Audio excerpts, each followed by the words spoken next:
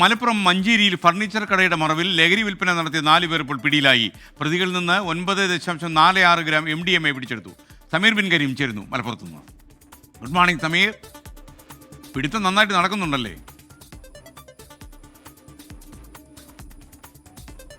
തീർച്ചയായും ബസ്കേർ, മലപ്പുറം ജില്ലയിൽ ലഹരി വേട്ട ഓരോ ദിവസവും നടക്കുന്നുണ്ട് എന്നുള്ളതാണ്.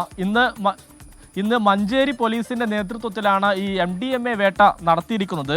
പയ്യനാട് ചോലക്കൽ സ്വദേശി സൈഫുദ്ദീൻ, ഇളങ്കൂർ മഞ്ഞപ്പറ്റ സ്വദേശി ഫസ്ലുർ റഹ്മാൻ, പാലക്കുളം സ്വദേശി അനസ്, പയ്യനാട് സ്വദേശി പിലാക്കൽ ജാബിർ എന്നിവരാണ് അറസ്റ്റിലായിരിക്കുന്നത്. മഞ്ചേരിയിലുള്ള ഈ മണ്ണാറം വുഡ് ഫർണിച്ചർ എന്ന് പറയുന്ന ഈ ഫർണിച്ചർ നിർമ്മാണശാലയുടെ മറവിലാണ് ഈ പ്രതികൾ ഈ MDMA കച്ചവടം നടത്തിയത് എന്നുള്ളതാണ് പോലീസ് കണ്ടെത്തിയിരിക്കുന്നത്.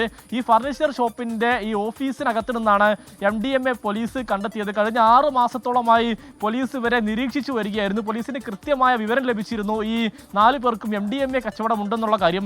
അതിന് പിന്നാലെ പോലീസ് ഈ MDMA കൈവശമുള്ള സമയം നോക്കി പോലീസ് ഇവരെ പിടികൂടുകയായിരുന്നു എന്നുള്ളതാണ് ഏറ്റവും പ്രധാനപ്പെട്ട കാര്യം.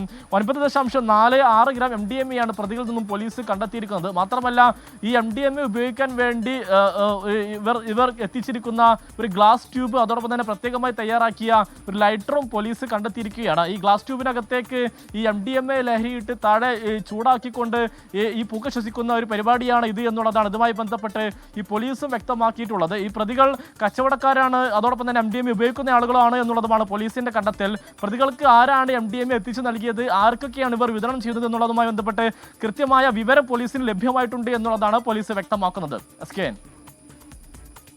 Okay, thank you.